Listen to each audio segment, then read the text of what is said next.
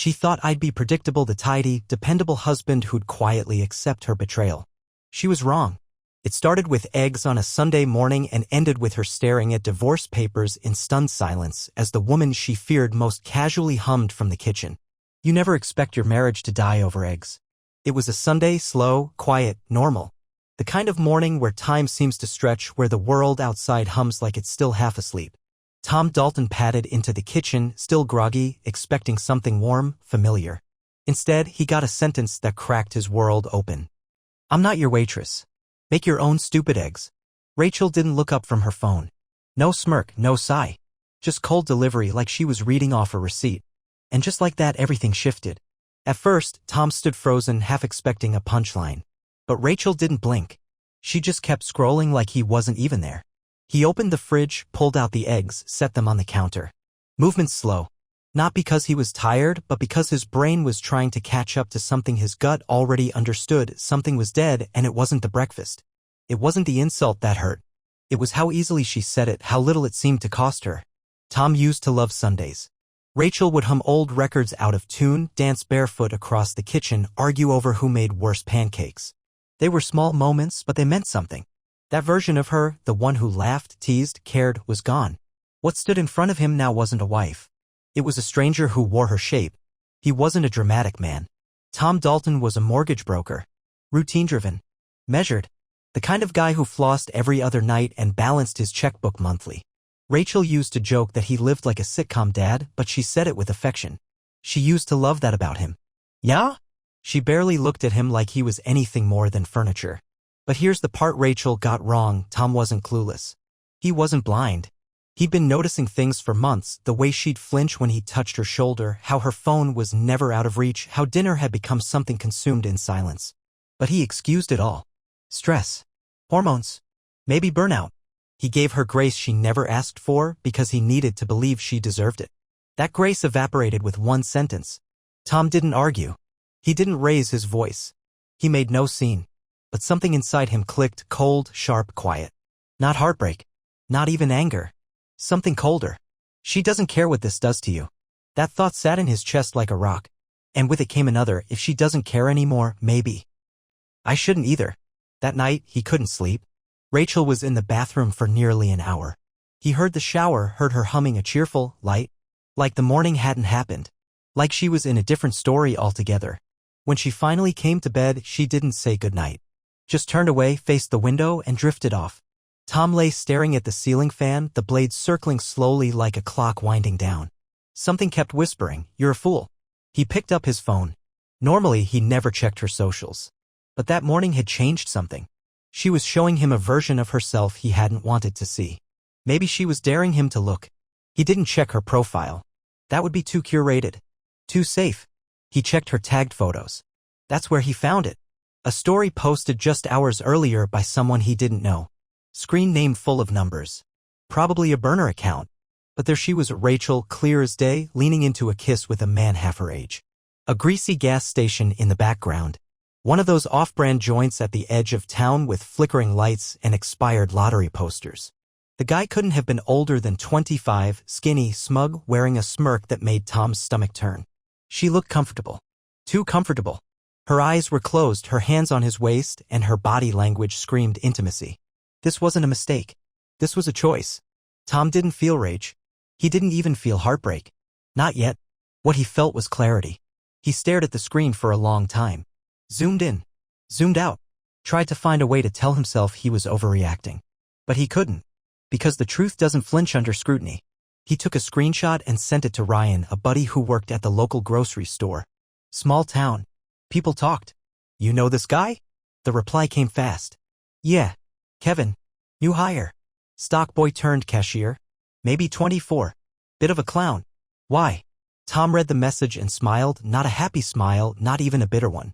Just the kind that happens when everything clicks. Kevin. Of course. A gas station fling with a cashier. She traded a 12-year marriage for a fantasy with a kid who probably still lived with his mom. And that's when the real shift happened. Tom stopped hurting and started planning. He didn't confront her. He didn't ask questions. He didn't even hint that he knew. He let her keep her secrets. For now. But while she was playing games with boys, Tom was waking up to the man he used to be before comfort turned into complacency. Rachel thought she knew who she was married to. She didn't. Because when Tom Dalton moves, he doesn't make noise. He makes impact. The next morning, the house was quiet. Rachel still slept. Tom poured his coffee, listened to the radio hum in the background, and stared out the kitchen window like nothing had changed. But everything had. By 9 a.m., he was sitting across from a woman in a navy blazer at the local bank branch. Her name was Trish. She offered him a bad cup of coffee and a polite smile. He accepted both. "I'd like to report possible fraud," he said evenly. She tilted her head. "You recognize the charges?" He shook his head. "Some, but not all. My wife's been a little careless with her wallet." Trish's tone softened. "Do you think someone's using the card?" Tom smiled faintly. "Not someone. Just not me." In less than an hour, every joint account was frozen. Auto payments canceled. He moved his savings into a new account with a different routing number linked only to a debit card she'd never see. The accounts weren't closed out of anger. They were reset with precision. Rachel had made careless choices. He wouldn't finance them. By lunch, he sent her a message. "Hey, FYI, had to cancel the cards. Some fraud concerns. Switch to another bank. We'll set you up with access once things are secure. No drama. Just business." Her reply came quickly. "What fraud? Why didn't you tell me?" He let it sit. Then typed. "Didn't want to worry you. Handling it." Minutes later. "Tom, we have bills due." He finally answered. "Exactly why I need tighter control. Things slip too easily these days. No insults. No accusations." But the message was clear. The rules had changed. That night, when he walked in, Rachel was pacing the living room. Phone in hand. Her expression calm but tight around the edges. "You froze everything without talking to me?" she asked. Her voice wavered between shock and indignation. Tom shrugged off his coat. "Had to. There were weird charges. Didn't feel safe. You couldn't run it by me first?" He met her gaze. "Didn't think I needed to. We don't exactly talk about spending habits anymore, do we?" Her mouth opened, then closed. He walked toward the kitchen. "Once everything's secure, I'll get you set up. New cards. Clean slate." She followed. "You make it sound like I did something wrong." He opened the fridge, took out a bottle of water, and twisted the cap slowly. Then turned. "We're married. That doesn't mean I bankroll chaos." That landed. She didn't argue. She didn't apologize either. 2 days later, Tom noticed the flyer near the laundromat. It was almost an afterthought, a simple sheet of paper, a name written in neat cursive, Dasha. Home cleaning. Peace and chaos. He didn't need a cleaner. But he called anyway. Dasha arrived that Thursday, right on time. Tall. Focused. Not chatty. No small talk, no sales pitch. Just headphones in and a mop in hand. She worked room by room like the house owed her something. But what stood out wasn't what she cleaned, it was where she lingered. Tom noticed. The sunroom. His office. The hallway near the master bedroom.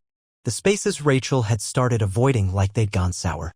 Once, he caught Dasha standing still in the den, not cleaning, just looking. "You like this room?" he asked. "It's not the room," she replied. "It's the quiet. Quiet tells you things." He didn't ask what she meant. He didn't have to. When Rachel came home during Dasha's second visit, her whole posture changed. She didn't say a word. Just nodded and went straight upstairs. That night, she cooked. Not microwave pasta or limp takeout, real food. Salmon. Vegetables. Wine. Candles. She even asked him how his day was. "It was clean," Tom said. She blinked. "Clean?" He nodded. "Dasha's thorough." That was the only time her voice cracked. "Her?" He didn't elaborate. Just took another bite. Dasha started coming twice a week. Every time she left, the house didn't just feel cleaner, it felt observed. Dasha didn't miss details. She never touched Rachel's side of the bed. Always refolded the towels the same way. Never moved anything without returning it exactly. Once, she paused by the door before leaving. "You don't speak like angry man," she said. "But your house, it speaks loud." Tom laughed softly. "What does it say?" She shrugged. "Somebody broke something. And nobody is fixing." Tom hadn't felt seen in months. But in that moment, he did. Then came the shift. At first, he thought maybe Rachel was trying. One good dinner. A small spark. But then came the second night. And the third. And the flowers. And the scented candles. And the jazz playlist that had been buried in their Spotify for years. She didn't ask for forgiveness. She didn't say the words. But she was performing. Tom had seen it before in other people, panic disguised as effort. The kind of urgency that didn't come from love but from fear. She wasn't fighting for him. She was fighting the silence. The more she tried, the more he leaned back. The more effort she showed, the clearer it became Rachel wasn't remorseful. She was afraid. One night after another gourmet dinner, Rachel poured 2 glasses of wine. Sat across from him. "You've seemed distant," she said, her voice soft, trying to sound warm. Tom looked at her. Really looked. The same person who once danced in the living room barefoot now sat like an actor holding for applause. Her smile didn't quite reach her eyes. "I've just been tired," he said. She nodded. But her eyes, those eyes flickered. Not with hope. With worry. Rachel never admitted loss. She curated appearances. And right now she was curating the illusion of a happy wife trying to make it work. But a curated home couldn't fix what she cracked wide open with 1 sentence and 1 kiss at a gas station. Tom had stopped being the audience a long time ago. Tom didn't plan to stop by Brookline Market that night. He just needed razors, maybe some silence away from the clatter of his own home. But the checkout line held more than hygiene products. It held the last piece of the puzzle. "Hey man," said Ethan, the 22-year-old cashier with a crooked grin and Tom's cousin on his mother's side. "Didn't expect you tonight. Emergency razor run?" Tom nodded, dropped the box on the counter. "You know how it is." Ethan scanned the item, then leaned in slightly. "You know, your wife used to come in here a lot." Tom raised an eyebrow. He didn't respond, just waited. "Yeah, with Kevin. The tall one. Blonde. Dumb earring." Still, Tom said nothing. "She hasn't been in lately, though." "Kevin's been talking," Ethan added, eyes flicking around like he wasn't sure if he should be saying this. Tom kept his voice steady. "What kind of talking?" Ethan shrugged, then grinned like he'd just been handed the juiciest story at lunch. "Told one of the deli girls he ended it. Said, and I quote, she got too heavy. Too clingy. Thought she could turn a fling into a fairy tale." Tom felt nothing. No heat. No heartbreak. Just confirmation. Rachel didn't walk away from Kevin. Kevin walked away from her. Ethan kept going. He said it was fun at first. You know, older woman, married, secret meetings. But then she started texting too much. Asking if he missed her. Needy stuff. Tom gave a small nod, then looked him straight in the eye. "Thanks for telling me." Ethan blinked. "You're not mad." Tom smiled, just enough to unsettle. "I'm something better." On the drive home, Tom replayed the words, too heavy. Too clingy. And he realized something important. All the candles, the folded laundry, the jazz nights, none of it had anything to do with him. Rachel wasn't trying to fix their marriage. She was trying to patch the hole Kevin left when he bailed. She hadn't missed Tom. She missed being wanted. And when her fantasy ended in silence, she came crawling back to the life she once dismissed. By the time Tom pulled into the driveway, he wasn't hurt anymore. He was resolved. The candles were lit again inside. Of course they were. Rachel had set another scene, probably hoping for a moment. But this wasn't a romance. This was closing night. The next morning, Tom woke to the smell of fresh coffee. Not from the timer. Hand-poured. Intentional. Rachel stood by the bed, mug in both hands, her posture tight with anticipation. "Morning," she said quietly. "I brought you this." He took it, fingers brushing for a second. "Can we talk?" she asked. Tom sipped, slow and deliberate. "About what?" Her lips parted. She looked ready. Rehearsed. "I haven't been honest with you. And I think I owe you." The front door creaked. Footsteps. Light. Unapologetic. Rachel's words froze. Tom didn't need to look. Dasha appeared in the doorway. Calm. Composed. No makeup. Robe tied. No excuses. She looked at Rachel, then Tom, then said with perfect ease, "Good morning, gentleman boss. Should I start with the bedroom today?" Silence swallowed the room. Rachel's hands trembled. What is this?" Tom didn't flinch. Took another sip. "Dasha," he said calmly, "give us a minute." "Of course." She nodded and patted away, unaffected. Rachel's voice cracked. Have you too?" Tom didn't answer. He didn't have to. She stared, disbelief morphing into panic. "I came here to be honest. I was going to tell you the truth." Tom stood slowly. "And now? Now I don't even know what game we're playing," she said. "I'm not playing," he replied. "You are. You've been. So that's what this is? Revenge?" Tom looked her in the eye. "No. This is renovation." Rachel stepped back, arms dropping. "You brought another woman into our house to prove what?" He walked past her. "Not to prove anything. Just to clean." That stopped her cold. Dasha's humming floated in from the kitchen, soft, distant. Rachel didn't speak. Couldn't. By mid-morning, the tension cracked wide open. Rachel moved through the house stiff, agitated. Dasha cleaned as usual, quiet, deliberate. But something unspoken had thickened the air. Tom was on the couch, pretending to scroll his phone but listening. Waiting. It started in the hallway. "What exactly do you think you're doing here?" Rachel's voice was tight. "Cleaning," Dasha replied simply. "That is what I do. You think I'm stupid?" "No," Dasha said. "But I think you pretend not to see." Tom stood slowly, stepped toward the entryway. "You walk around like you own the place," Rachel snapped. "Flirting, whispering, wearing that robe like you're trying to replace me." "I don't wear anything Tom doesn't leave space for." That landed like a slap. Rachel's laugh came sharp, ugly. "You really think this is about space?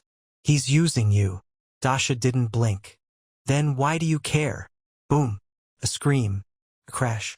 Shattering ceramic. Tom rushed in. A coffee mug lay in pieces on the floor. Rachel was shaking, eyes wild. "You want him to suffer, don't you?" she hissed. "Parade your little mate around until I break?" Tom stayed by the door. "You broke yourself. You're emotionally torturing me," she cried. "You think just because you didn't sleep with her it doesn't count?" Tom's voice was flat. "I never said I didn't. That silence? That was nuclear." Dasha spoke first, gently. "I will come back later." She stepped over the shards, picked up her bag, and walked out. Rachel turned toward Tom, trembling. "Is this really who you are now?" He didn't move. "No. This is who I became when I stopped being the fool." She stared at him like she didn't recognize him anymore. And maybe she didn't. After Dasha left, Rachel stood still in the wreckage. She didn't cry. Not at first.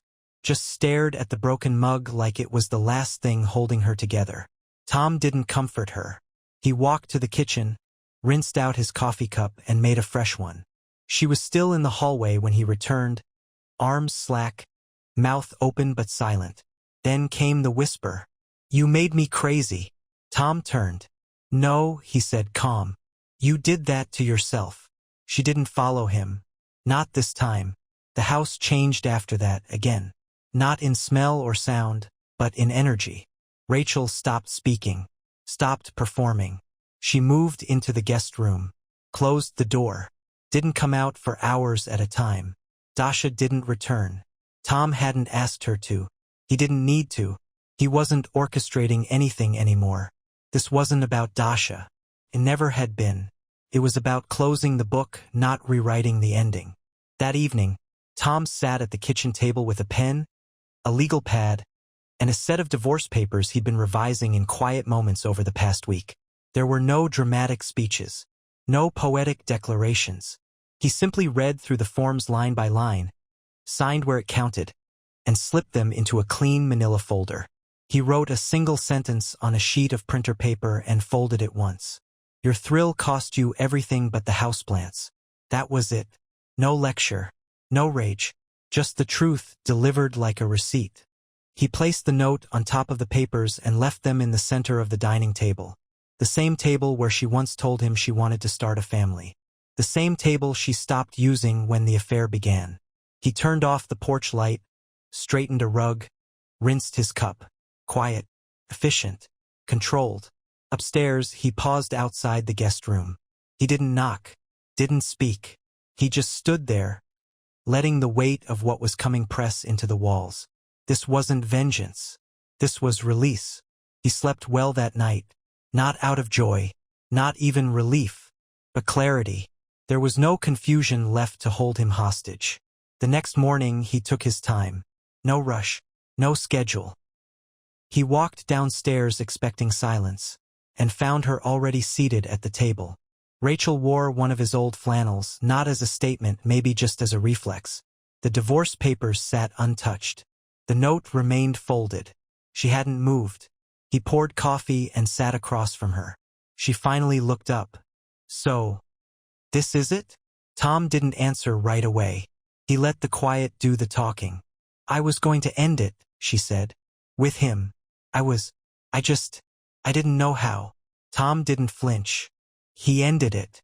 I already know. Her face crumpled, but he offered no sympathy. Rachel leaned forward, elbows on the table. I thought I wanted freedom, but I was just angry, tired of routine. I felt invisible. You weren't invisible, he said. You were careless. She exhaled hard, as if that knocked the air out of her. I didn't plan to ruin us, she whispered. No, he said. You just didn't care if you did. She stared at him across the table. So what, you bring Dasha into this to prove a point? Tom shook his head. She wasn't part of the plan. You made space. I just didn't stop someone else from noticing. But you didn't sleep with her? She asked, hopeful, desperate. Tom looked her in the eyes. Does it matter? That landed harder than anything else. Rachel looked down at the papers. Are you really doing this? I already did. She didn't cry. Not this time. She sat quietly like the realization hadn't fully landed. Will you tell people what I did? She asked. Tom sipped his coffee. I won't need to. You'll do that yourself. The day passed without further conversation. She didn't touch the papers. He didn't press. That night, he slept just as deeply as the one before. By the third morning, the guest room was empty. Her car was gone. A few things missing from the closet. Not all. Just enough to say, I left, but I haven't finished yet. The papers were still there, but she'd added something, a sticky note. I'll sign. I just didn't want it to end this way. Tom read it, folded it in half, and dropped it in the trash. He called his attorney that afternoon. The next weekend, a neighbor stopped him while he was getting the mail. Marty. Lived across the hedge. Semi-retired. Nosy. Everything all right over there? Marty asked. Tom nodded. Just a little overdue spring cleaning. Marty raised an eyebrow. She threw that mug pretty hard. Tom didn't blink. I've seen worse. Marty smiled, then offered a slight nod. Well, if you ever need help lifting anything heavy, you know where I live. Tom nodded once, walked back to the house, and closed the door behind him. The papers were still on the table. The houseplants remained. Everything else? Already gone. The next few weeks passed like chapters you barely noticed turning. Rachel moved her remaining things out in stages.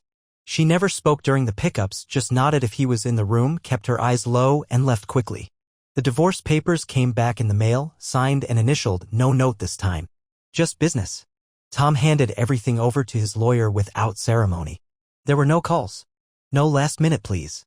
Whatever fire she thought she could rekindle had already burned out. The house settled. Not just physically, emotionally. The tension that used to cling to the walls vanished. There were no jazz playlists, no curated dinners, no forced conversations. Just silence. But not the heavy, accusatory kind. This was the silence of something finished. Something no longer pretending to be alive. Dasha returned once, unannounced. She knocked, waited. When Tom opened the door, she smiled softly. You left things clean, she said. I had help, he replied. They didn't talk long. She didn't stay. She just handed him a small envelope. Inside was a handwritten quote. Peace does not mean silence. It means understanding which noise to ignore. She left before he could say anything. Tom didn't reach out again. He didn't have to. Dasha had never been about disruption. She was the mirror. Rachel broke things. Dasha showed him what remained. One evening, Tom drove past the Sunoco station, the one where it all started. The ATM sign still flickered. A new cashier stood behind the counter. Kevin was gone, probably moved on to the next distraction. That's how people like him operated, never still long enough to face what they leave behind. Tom didn't feel anger anymore. Just distance. He pulled into a nearby lot, sat for a while. Thought about 12 years of marriage. Thought about the moments worth saving. There weren't many left.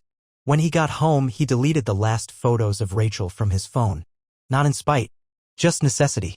She wasn't a villain in his story anymore. She was a chapter. And chapters end. The final paperwork came through in early spring. The divorce was official. Tom didn't celebrate. He didn't tell friends. He just updated his records, filed the documents, and marked it done. Marty waved from across the hedge that weekend. Looks like the house is yours again. Tom smiled. It always was. I just forgot. It took time, but he got used to the space again. The emptiness wasn't lonely, it was honest. He rearranged the living room. Cleared out the guest room. Started running in the mornings. Small things. Things that didn't demand attention but slowly rebuilt the man Rachel once overlooked. People asked sometimes, neighbors, old colleagues, what happened. Tom always gave the same answer, different priorities. We grew apart. It was true enough. The full version didn't need to be shared. A few months later, he saw her again. Not planned. Not dramatic. Just random. She was at a local cafe waiting in line. She looked thinner, tired. Their eyes met. She gave a faint nod. Tom nodded back. That was all. There was no scene. No confrontation. Just two people who once shared a life now sharing a second of recognition. That night, she texted. Seeing you today hit me harder than I expected. He didn't reply. She texted again a few days later. I was selfish. I know that now. If I could undo it all, I would. He stared at the screen, read it twice, then locked his phone and slid it across the table. He didn't need an apology. He didn't need closure. He'd already built his own. Some weeks later, he sat on the back porch as rain tapped lightly against the wood. He sipped his coffee, no ceremony, no grand meaning. Just coffee. A neighbor's kid kicked a soccer ball across the lawn. Birds circled overhead. Somewhere down the street, someone was blasting 80s rock through open windows. The world had moved on. So had he. The house was quiet. But this time, it stayed that way for the right reasons. Tom didn't seek revenge. He reclaimed clarity. When betrayal broke the illusion of love, he didn't retaliate with cruelty. He responded with control. He didn't destroy Rachel. He simply stopped protecting the version of her that destroyed them. And when she tried to come back, not because she missed him, but because someone else didn't, he understood the difference. Forgiveness didn't require her apology. It required his peace. And he found it, not through noise or confrontation, but by stepping away from a life that no longer fit, and into one where he finally mattered again.